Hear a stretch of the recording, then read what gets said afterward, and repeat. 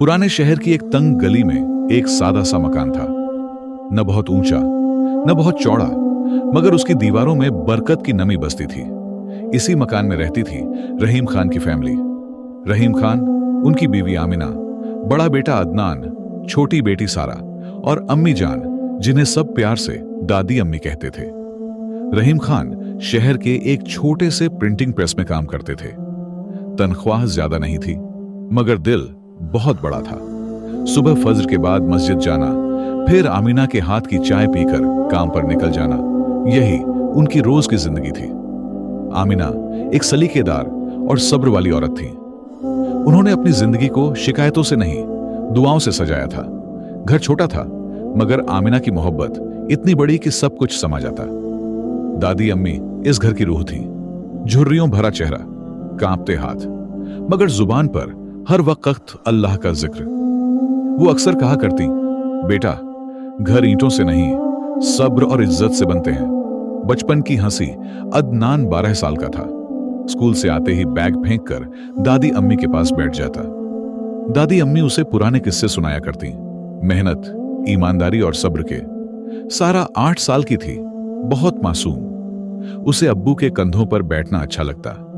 जब भी बिजली चली जाती तो सारा ताली बजाकर कहती, अब्बू, आज सितारों की छत खुलेगी।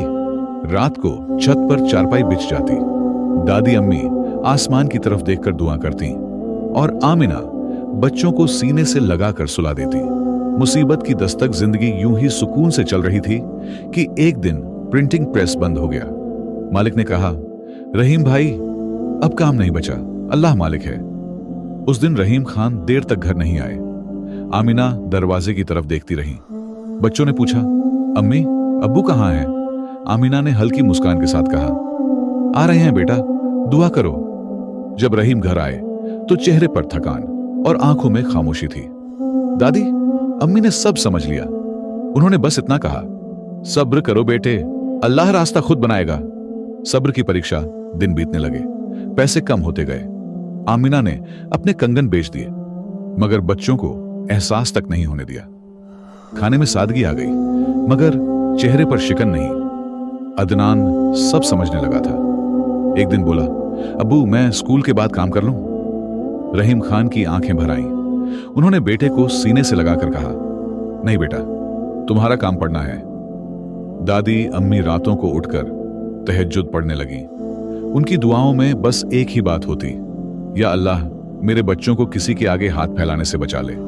रोशनी की एक किरण एक दिन रहीम खान को मस्जिद के इमाम साहब ने बुलाया।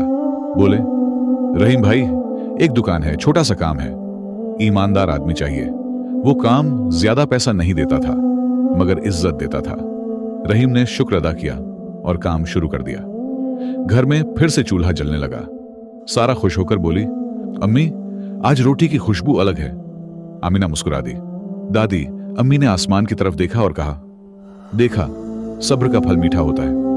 वक्त का इम्तिहान कुछ साल बीते। अदनान ने मेहनत से पढ़ाई की और स्कॉलरशिप पाली। सारा हाफिजा बनने लगी। घर में अब तंगी कम थी, मगर सादगी वही थी। एक दिन दादी अम्मी बीमार पड़ी। आखिरी वक्त उन्होंने सबको पास बुलाया और कहा, इस घर को कभी मत तोड़ना, प्यार, सब्र और दुआ को कभी मत छोड़ना। दादी अम्मी की रुखसती ने घर को खामोश कर दिया, मगर उनकी बातें दीवारों में बस गईं। नई सुबह। आज वही छोटा सा घर थोड़ा पक्का हो गया था, मगर उसकी रूह वही थी। रहीम खान अब भी सादा थे। आमिना अब भी हर सुबह दुआ से घर जगाती थी। एक शाम सारा ने कहा, अम्मी, हमारा घर छोटा है मगर दिल बहुत बड़ा। आमिना की आंखों में आंसू आ गए। उन्होंने कहा, बेटी, यही तो दौलत है।